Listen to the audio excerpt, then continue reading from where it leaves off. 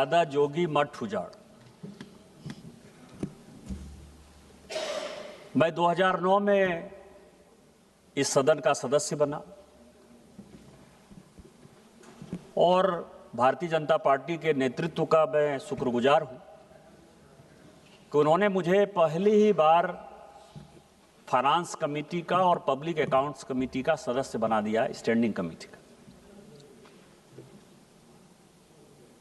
और उस दिन से लेके लगातार एक चीज जिसके ऊपर की हमारी कमेटी जितनी भी रिपोर्ट है, और मैं कांग्रेस के अपने साथियों से कहूंगा कि उनको उस सारे कमेटी की रिपोर्ट पढ़नी चाहिए जो 2009 से लेके 14 तक हमारी कमेटी ने डाला।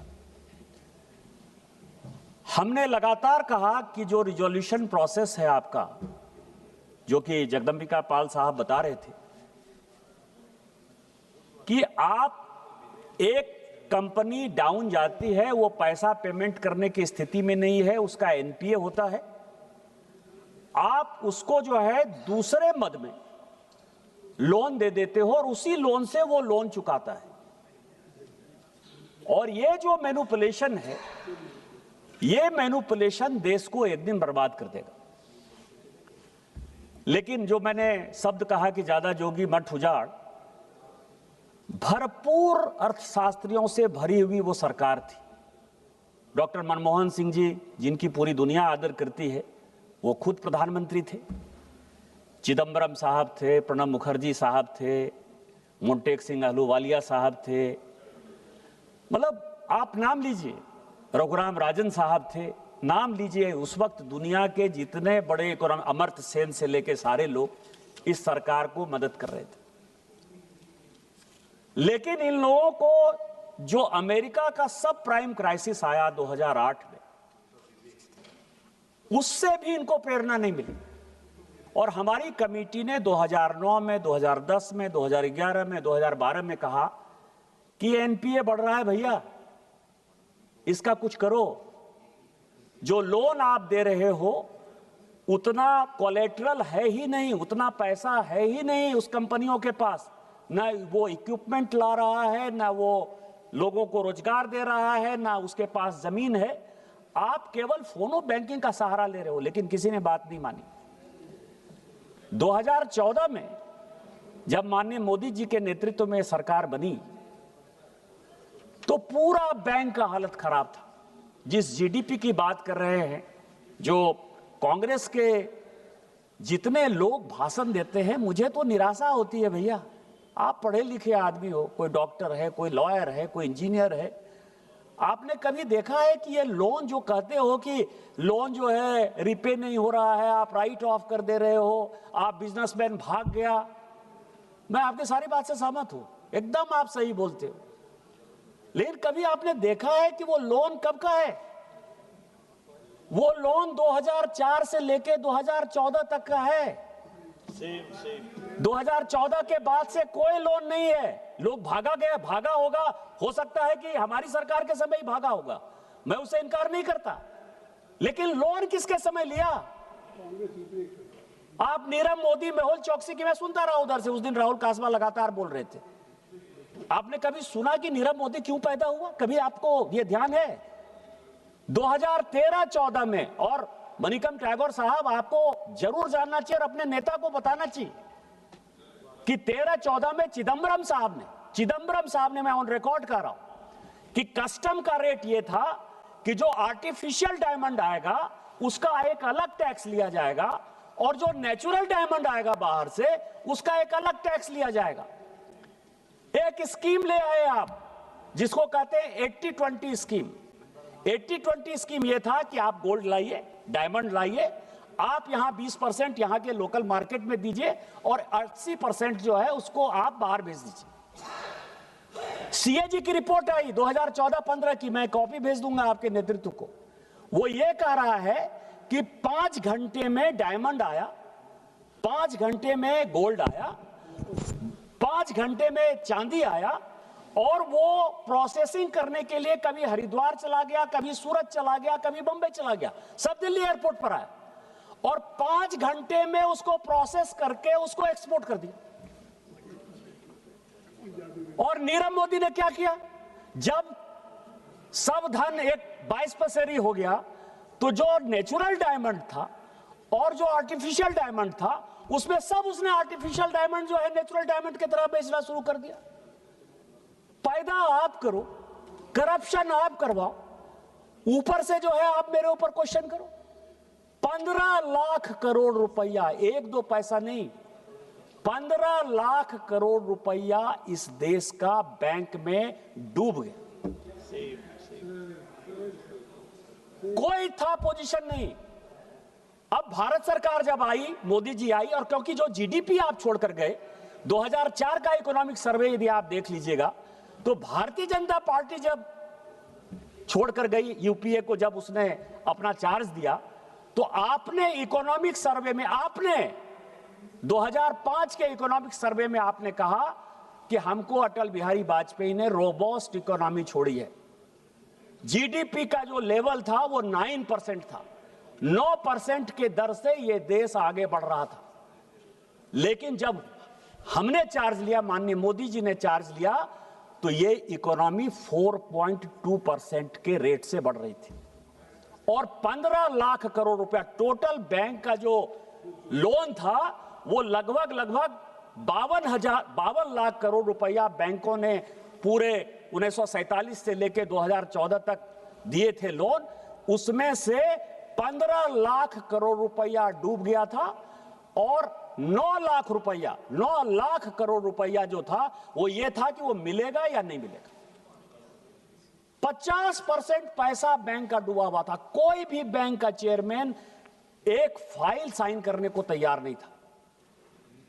इन्फ्लेशन का रेट जो है आप 10%, 11% लेके गए थे। महंगाई जो है दिन रात आगे बढ़ रही थी।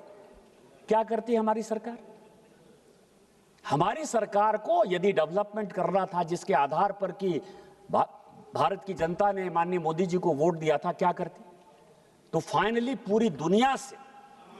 पूरी दुनिया से प्रेरणा लेकर हम जो है इंसॉल्वेंसी एंड बैंकरप्सी कोड लेकर आए हम। और मुझे फक्र है कि 2009 के बाद से इस देश में जितने बड़े कानून बने, चाहे आपने बनाए, चाहे यूपीए के समय बने, चाहे एनडीए के समय बने, लगभग सभी कमेटी का मैं सदस्य रहा। मैं इस आईबीसी कमेटी का भी सदस्य था। अब आईबीसी कमेटी में यह कहते हैं कि चर्चा नहीं हुई। चर्चा तो यार, जब ये आईबीसी आया, माननीय सभापति महोदया, उस वक्त भी जेपीसी बनी, भूपेंद्र यादव जी जेपीसी के अध्यक्ष थे, और अभी जब ये रिपोर्ट लेकर आए हैं, अभी भी जो है जेपीसी है। उसी के बाद आई है, पूरा कंसल्टेशन हमने किया है, कई एक कमेटियां हमने बनाई है, उस कमेटी के बाद आया।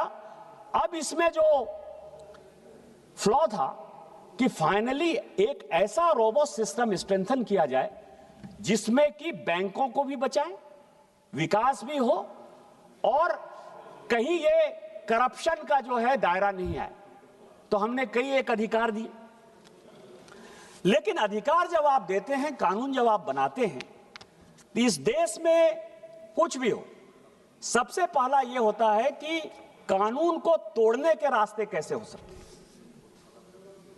कानून के रास्ते क्या थे कि आपने किसी कंपनी को, जैसे मान लीजिए कि मैं एक मिनर्वा कंपनी का जिक्र कर रहा हूं, 80,000 करोड़ रुपया उसको लोन दिया, 80,000 करोड़ उसको लोन दिया।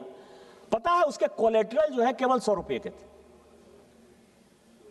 तो जब ये कानून बना, इस कानून में लूप होल्स थे। लूप होल्स क्या क्या थे जिसके लिए कि हमने बनाया और जो ये संशोधन करने के लिए हम आए। पहला जो लूप होल्स था कि जो मैंडेटरी एडमिशन है, जिसके बारे में कि कह रहे थे पाल साहब, कि इसमें कोई भी आदमी जो सिक्योर्ड क्रेडिटर है, इसमें जो 4-5 लोग हैं, सिक्योर्ड क्रेडिटर है, अनसिक्योर्ड क्रेडिटर है, जो वहां लोगों के काम करने वाले लोग हैं, और जहां मान लीजिए कि सोसाइटी का मामला आता है या मकान का मामला आता है, तो जो उसमें जिन्होंने बुक कराया हुआ है आम आदमी, वो एक क्रेडिटर के तौर पर हमने जो है वाटरफॉल मैकेनिज्म बनाया। उस वाटरफॉल मैकेनिज्म ये है कि किसको सबसे पहले, यदि ये सामान बिकेगा तो किसको सबसे पहले इसका पैसा जाएगा। उसमें हमने सबसे पहला यह तय किया कि जो रोज काम करने वाले लोग हैं, जो वहां के एम्प्लॉय, जो वहां के गरीब लोग हैं, सबसे पहला अधिकार पैसे पर उनका है। दूसरा हमने बनाया कि जो बैंकिंग सिस्टम है, जो सिक्योर्ड क्रेडिटर है, जिसका कि खुलेआम पैसा जो है पता है कि ये पैसा इसी बैंक का है, इसी फाइनेंशियल इंस्टीट्यूशन का है, वो दूसरा जो है वाटरफॉल मैकेनिज्म में वो था कि वो दूसरा पैसा सिक्योर्ड क्रेडिटर को जाएगा। तीसरा हमने अनसिक्योर्ड क्रेडिटर वो था कि जैसे कंपनी है, कंपनी में किसी ने गिट्टी का सप्लाई किया, किसी ने मिट्टी का सप्लाई किया, किसी ने बालू का सप्लाई किया, किसी ने मटेरियल का सप्लाई किया, तो वो अनसिक्योर्ड क्रेडिटर है। उसको थर्ड हमने जो है ये माना, ये हमने वाटरफॉल मैकेनिज्म बनाया। अब उसमें जब ये मैकेनिज्म आगे बढ़ा तो एक केस आ गया सुप्रीम कोर्ट में, Vidarbha industries power limited versus axis bank, ये केस आ गया। अब इस केस ने कहा कि एनसीएलटी को यह अधिकार है कि वो किसी रिजोल्यूशन प्रोसेस को स्वीकार करे या किसी रिजोल्यूशन प्रोसेस को अस्वीकार करे, क्योंकि यहां जो शब्द था मे और शैल, मतलब आपको मैं बताऊं कि जब कानून हम और आप बनाते हो, हम आप तो पॉलिटिशियन हो, कानून में हम कोई यदि लॉयर होते तो सुप्रीम कोर्ट में ही हम सारे मेंबर ऑफ पार्लियामेंट जो है प्रैक्टिस करते। हम एक प्रैक्टिकल बात, एक साधारण बात लेके चलते हैं।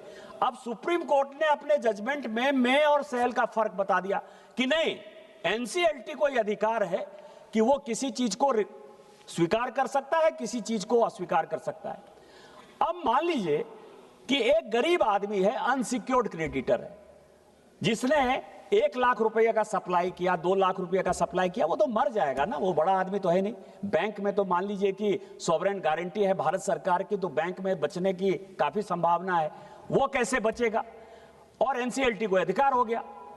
तो इस बजट, ये जो बिल आया है इंसॉल्वेंसी बिल, इसको हमने जो है सुधारने की कोशिश की और हमने जो है में शब्द को शैल से कर दिया कि अब एनसीएलटी के चारों तरफ के बंधन को हमने बांध दिया कि आपको उसको स्वीकार करना है।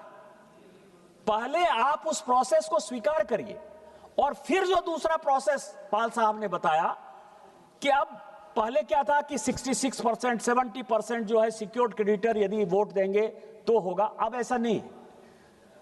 कई एक बार प्रोसेस में हुआ कि कुछ लोग सहमत हो सकते हैं, कुछ लोग असहमत हो सकते हैं, किसी बैंक का एक अलग स्टाइल है, किसी का नया स्टाइल है, भारत सरकार के कोई इंस्टीट्यूशन है वो एक साथ काम करना चाहते हैं, यहाँ प्राइवेट सेक्टर का बहुत डेवलपमेंट हो गया है। तो उस प्रोसेस को हम नीचे लेकर आए कि अब ऐसा नहीं चलेगा। अब 51% लोग यदि ये चाहते हैं कि नहीं इसका रिजोल्यूशन प्रोसेस हो तो वो हम करेंगे। दूसरा, पटवे साहब आपने लगता है बिल को पढ़ा नहीं कि आरपी कौन बनाएगा? आरपी वो बनाएगा जो सिक्योर्ड क्रेडिटर है। ये जितने रिजोल्यूशन प्रोसेस में वो आरपी जो है, जो प्रोफेशनल बनाए जाएंगे, और प्रोफेशनल इसलिए बनाया जाएगा, जो हमारे सारे पहले के वक्ताओं ने कहा कि वो इसलिए बनाए जाएंगे कि कंपनी यदि चलती हुई कंपनी है और किसी घाटे में है तो हम 2-3 महीने, जब तक कि ये रिजोल्यूशन प्रोसेस पूरा नहीं हो जाता है, हम उसका ये प्रयास करेंगे कि वो कंपनी बैठ नहीं जाए, वो कंपनी बंद नहीं हो जाए, क्योंकि कंपनी यदि बंद हो जाएगी तो हम कहां से पैसा देंगे? बिकती हुई कंपनी ना अच्छे से बिकेगी। तो इसलिए आपको पता है कि अभी तक में लगभग 1300 कंपनियां जो है उसकी सक्सेसफुली इसका जो है रिजोल्यूशन हो चुका है, और भारत सरकार को लगभग 2024-25 तक 4.5 लाख करोड़ रुपया मिला है। बैंक का डूबा हुआ जो पैसा है वो 4.5 लाख करोड़ रुपया लेकर आए हैं। और आप जो कह रहे थे कि कम आया बेसी आया, लगभग 49.3%, मतलब यदि हमने 1 लाख करोड़ रुपया दिया था तो 50,000 करोड़ रुपया जो है हम रिकवरी कर चुके हैं। नहीं तो आपके समय जो हालत था जिसमें कि आप डीआरटी के माध्यम से बेच रहे थे, कभी आपने देखा है 2004 से 14 तक जो डीआरटी प्रोसेस में जो कंपनियां बिकी हैं उसकी कितनी रिकवरी है? उसकी रिकवरी केवल 18% है, केवल 18%। और वो जो 18% में कंपनियां बिकी, मैं 10 कंपनियों के नाम आपको बता सकता हूं कि वो कंपनियां ऐसी हैं जो कि आज बड़ी सक्सेसफुल हैं। आपने कौड़ी के दाम पर जो है बेच दिया। लेकिन ये कोर्ट का ये जो प्रोसेस है, एनसीएलटी का जो प्रोसेस है, आईबीसी का जो ये प्रोसेस है, हम लगभग 50% इसकी रिकवरी करके आए। ये एक सबसे बड़ा हमने इसमें चेंज किया है। इसके बाद आपने क्रॉस बॉर्डर इंसॉल्वेंसी की बात कही, इसमें वो है क्रॉस बॉर्डर इंसॉल्वेंसी को जो है, और ये कहां से आया मैं आपको बताऊं कि एक केस आया जेट एयरवेज का। अब जेट एयरवेज का केस ये आया कि जेट एयरवेज की इंसॉल्वेंसी का प्रोसेस भारत तय करेगा, ये सुप्रीम कोर्ट का जजमेंट है जिसके आधार पर कि ये चेंज करने की बात आई, या नीदरलैंड तय करेगा। क्योंकि यहां जितनी कंपनियां हैं, यहां पहले civil aviation minister Jyotiraditya Scindia साहब बैठे हुए हैं, जितने भी लोग हैं उन्होंने री इंश्योरेंस यदि कर लिया है, यदि लीज पर लिया है, जितने भी विमानन कंपनियों ने काम किया है, उन सबों के हेडक्वार्टर या जो ऑफिसेस हैं वो सब बाहर हैं। और भारत के कानून उसके ऊपर लागू होंगे कि नहीं होंगे, क्योंकि हमारा पैसा है, हमारा पैसा यदि डूब रहा है, बैंकों का पैसा लिया हुआ है, बैंकों के पैसे से जो है वो हवाई जहाज खरीद रहे हैं। और ये जो चेंज करने का आया क्रॉस बॉर्डर इंसॉल्वेंसी में, सबसे बड़ा सवाल जेट एयरवेज का ही था। जेट एयरवेज के जजमेंट के बाद भारत सरकार ने यह तय किया कि कोई लीगल फ्रेमवर्क नहीं होने के कारण हमको काफी लिटिगेशन में जाना पड़ता है। इसीलिए एनसीएलटी में यह संशोधन करना होगा कि भैया यदि लीज में एयरक्राफ्ट यहां आया है तो आपको भारत सरकार का ही कानून मानना पड़ेगा और वो पहले से साइन करना पड़ेगा। क्योंकि जिस तरह से एविएशन सेक्टर आगे बढ़ रहा है, जिस तरह से चप्पल पहनने वाले लोग जो है उनको हवाई जहाज में चढ़ना है, तो वो तब चढ़ेंगे ना जब यहाँ का पैसा बचेगा, नहीं तो लोग तो भाग जाते हैं। अब आप ही समझिए कि विजय माल्या की बात करते हैं, किसने दिया किंगफिशर को लोन? किंगफिशर को लोन तो आपकी सरकार ने दिया। आपके मंत्री, मैं सेंट्रल हॉल में बैठता था, मनिकम टैगोर भी संजोग से हमारे साथ सदस्य थे, वो जैसे ही राज्यसभा से बाहर आते थे पूरी कांग्रेस उनके पीछे पीछे चलती थी, क्योंकि बॉम्बे वो रोज जो है आपके सदस्यों को लेके जाते थे और बॉम्बे से जो है सोमवार को लेकर आते थे, शुक्रवार होता था। तो इस तरह के सिचुएशन में ये जो इंसॉल्वेंसी प्रोसेस है, ये